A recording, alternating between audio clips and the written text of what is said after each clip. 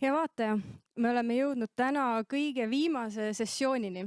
ja viimasel sessioonil me räägime vaimse tervise innovatsioonist.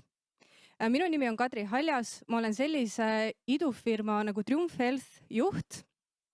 Nii et viimased 5 aastat mina olen kandnud seda vaimse tervise innovaatori mütsi, aga samuti on mul kogemus siis nii kliinilise psühholoogina kui ka akadeemikuna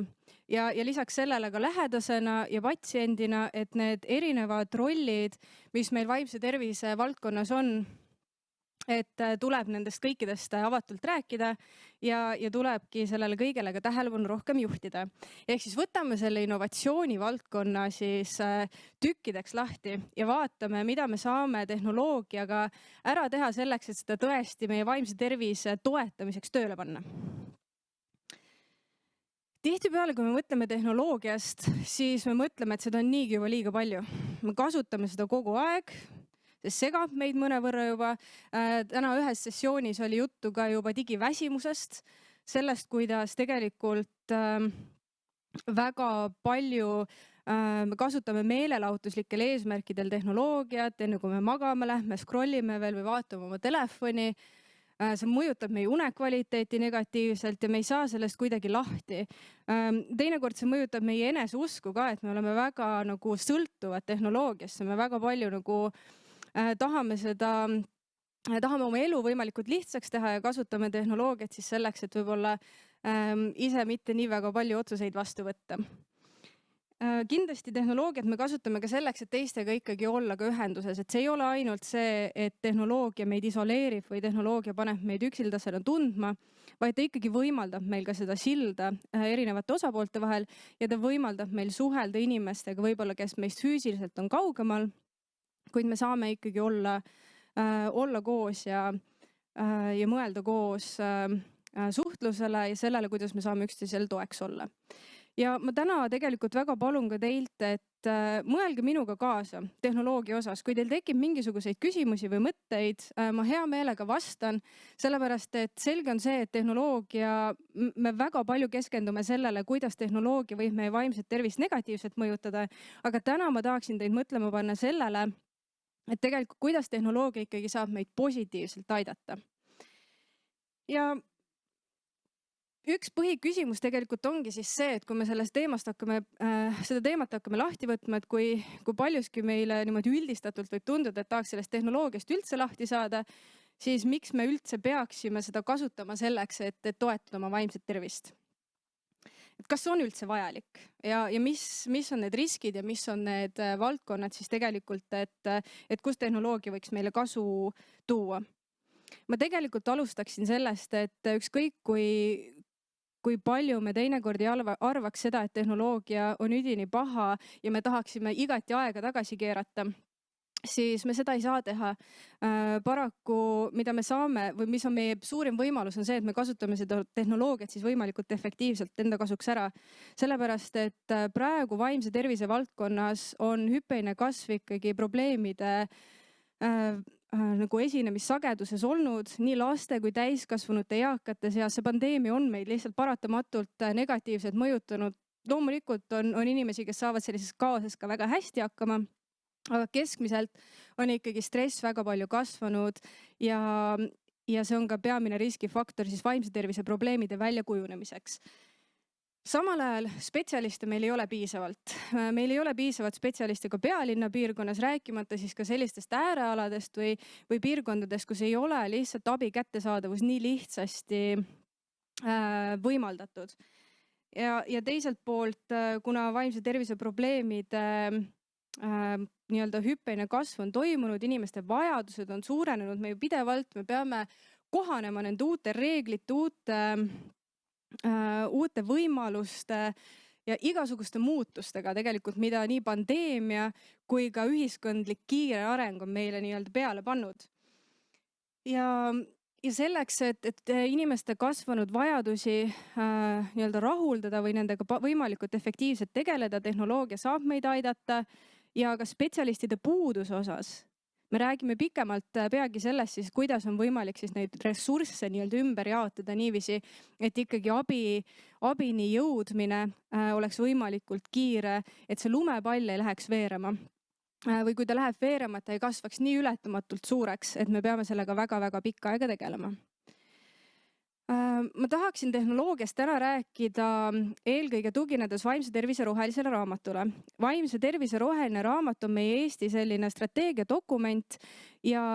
seal on väga ilus püramiid. Püramiid selles osas, et kuidas siis vaimse tervise probleemidega või vaimse tervisega tegeleda, alustades siis sellest, et millised on need eneseabioskused või see baastase nii-öelda ongi eneseabioskustel, on ka kogukonnateenused, sealt edasi juba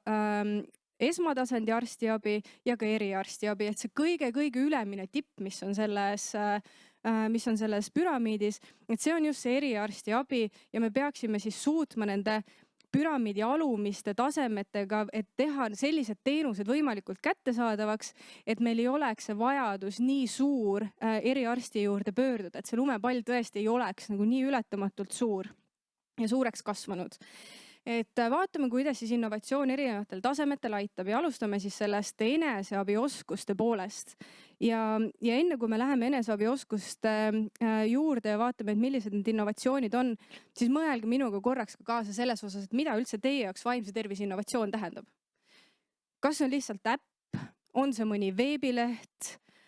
on see mingi ravimiinnovatsioon või on see näiteks telemeditsiin,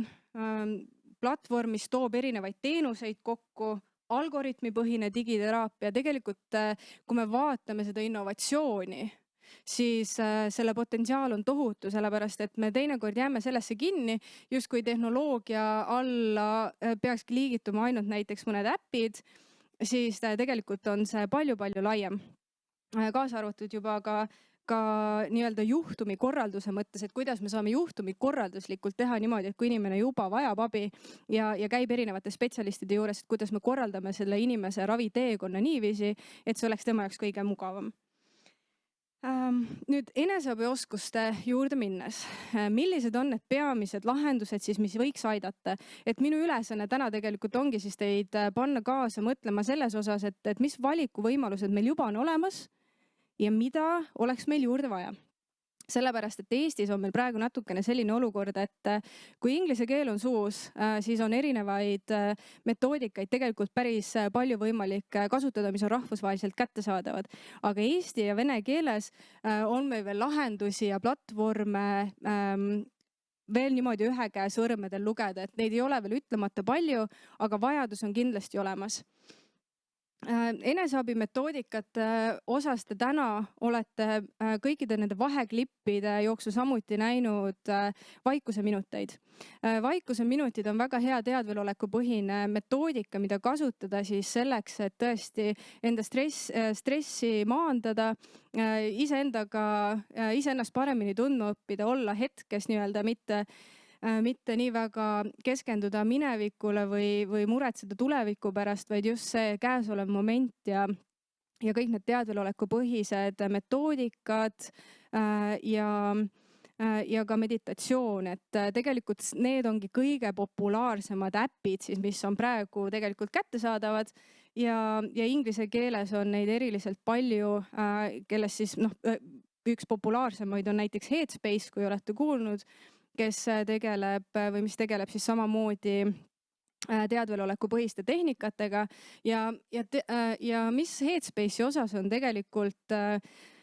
miks ma seda tutvustan, on see, et lisaks sellele, et see äpp kui selline on väga põhjalik ja mahukas ja ka nii-öelda veidi mängustatud, et ta pakub sulle ka väga palju sellist välist motivatsiooni selleks, et iseendaga tegeleda, siis hea asi, mida Headspace on veel teinud, on see, et neil on selline nii-öelda animeeritud dokumentaalsari Netflixis, kellel on Netflixile ligipääs olemas, saab vaadata, mida see teadvelolekupõhine metoodik üldse tähendab. Kas see on midagi, mis on minu jaoks? Et kui on, siis on võimalik sealt edasi liikuda ja heaks alternatiiviks siis Eestis meil eesti keeles olemas on siis vaikuse minutid ja nende äpp samamoodi. et tegelikult tänase päeva jooksul te olete hästi palju näinud seda, kui palju on erinevaid metoodikaid ja olemuslikult on ju kõik metoodikad nii-öelda võrdsed, et igal inimesel peabki olema selline valikuvõimalus ja võimestatus, et leida iseenda jaoks see kõige parem metoodika, et vaimne tervis ei ole selline mustvalge asi, et ta kõigile, et on üks valik, mis sobib kõigile ja nii-öelda võta või jäta, vaid tulebki sünteesida ja valida nii-öelda siis endale sobivaid metoodikaid, aga tähtis selle juures on see, et hea teenus on see, mis on kättesaadav teenus. Et me peame lihtsalt, või tehnoloogia võimaldabki meil seda, et me saame teha erinevad teenused siis inimestele oluliselt kättesaadavamaks, kui nad on siiani olnud.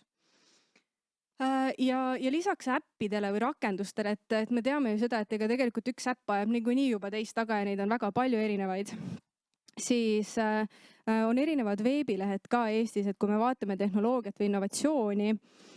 näiteks Peaasjade leht, kus on lisaks sellele, et seal on väga palju eneseabimetoodikaid ja ressursse ja materjale selles osas, et kuidas tõesti mingitest vaimse tervise temaatikatest paremini kuidas neid paremini tundma õppida, siis seal on noortele mõeldud ka näiteks videokonsultatsioon, mis on samamoodi siis, kui me räägime nüüd telemeditsiinist ja sellest nii-öelda, et mida see kaugvisiit või mida tähendab siis see, et kahe inimese vahel on siis videosilla toel võimalik kontakti luua, et siis samamoodi MTÜ Peaasjad seda pakuvad ja hästi oluline igasuguste metoodikate puhul, mida välja töötatakse, ongi see, et need vastavad inimeste vajadustele ja eelistustele ja noorte puhul kindlasti selline videosild on üks väga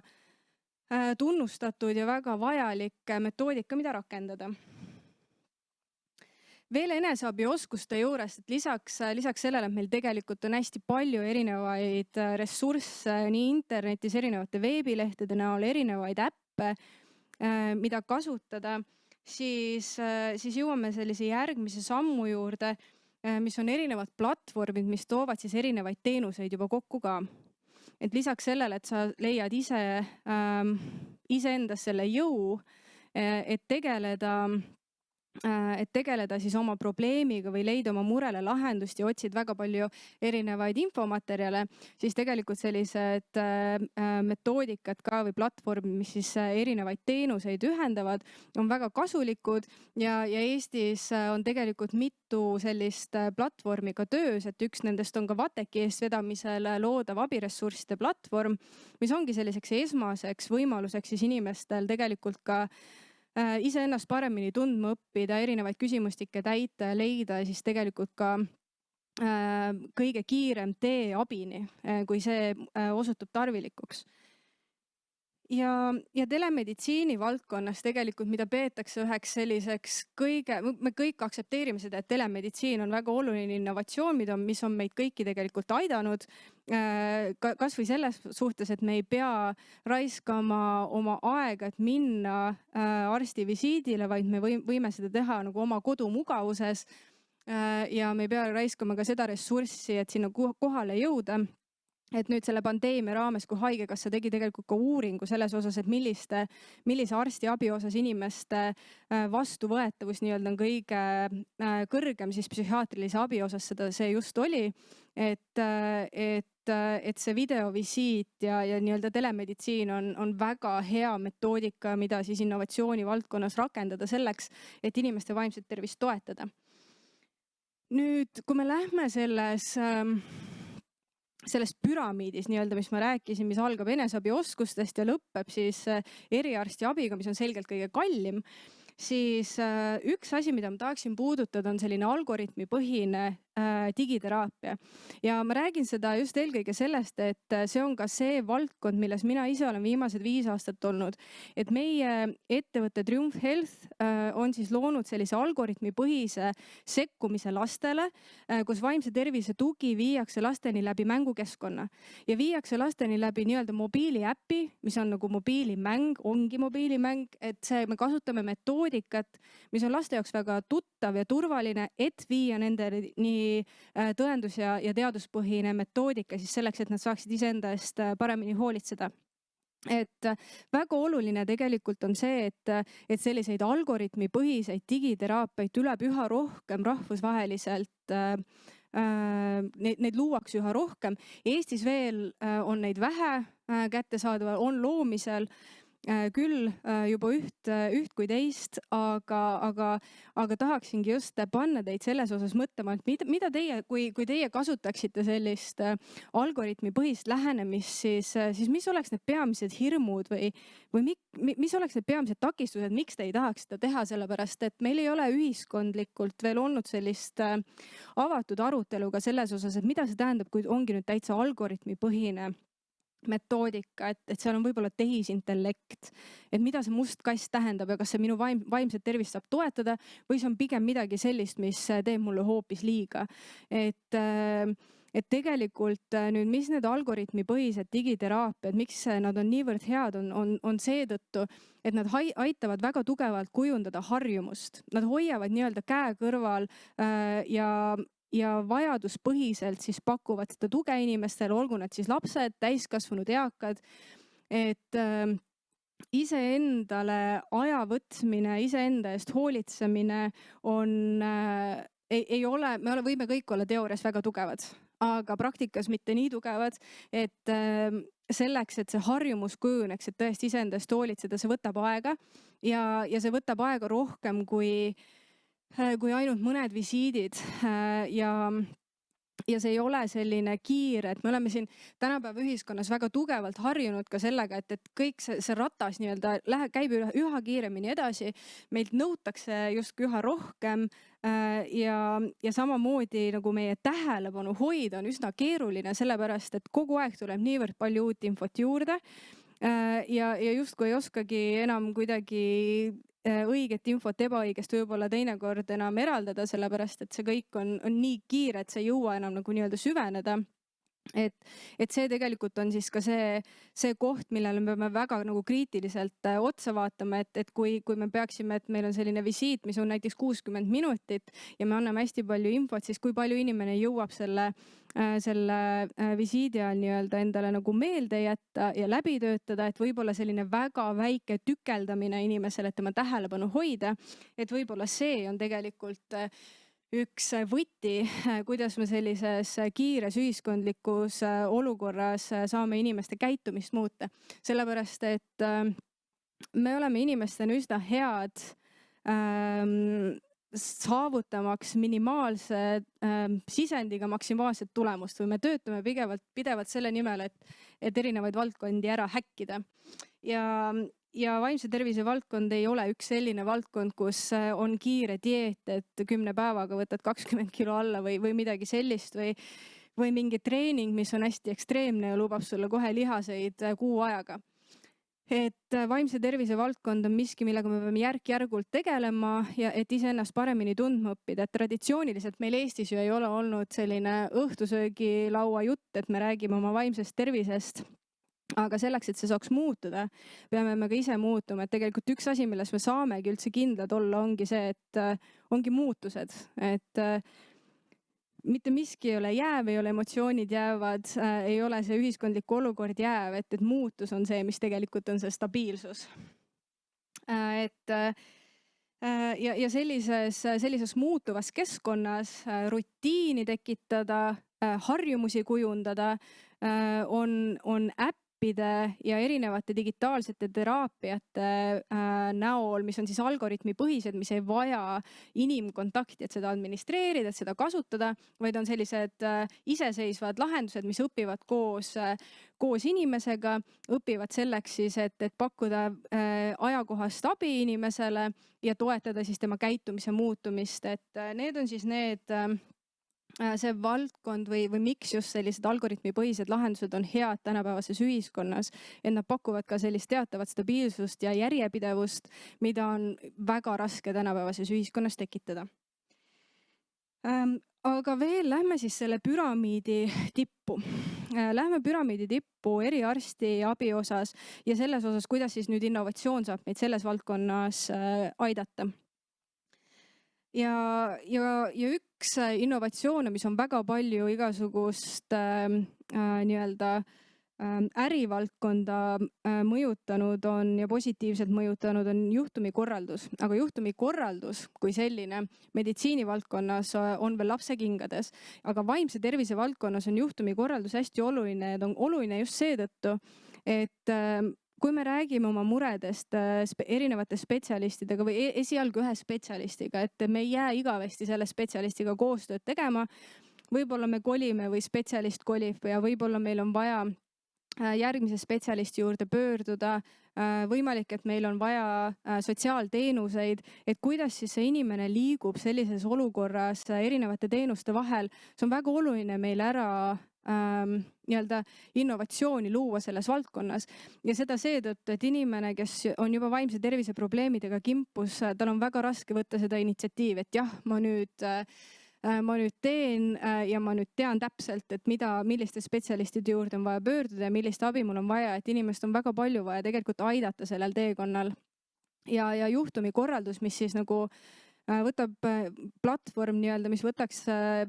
inimese käe kõrvale ja aitaks teda siis erinevate teenuste vahel, et oleks ka spetsialistil teada, et millist teenust on patsient saanud ja mis on selle väljund või mis on selle tulemuslikkus, efektiivsus, kuidas inimene ennast pärast tunneb, et oleks see kaardistatud ja inimene oleks nii-öelda aidatud selle raviteekonnal, sellepärast et väga suureks probleemiks on see, et inimene isegi kui ta võtab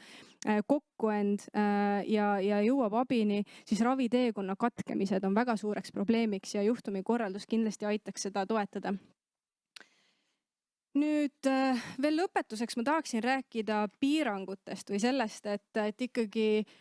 miks me ei ole siis, kui tehnoloogia justkui võiks olla üks hea lahendus või innovatsioon, mida vaimse tervise valdkonnas rakendada, miks me ei ole seda teinud ja iga uudne asi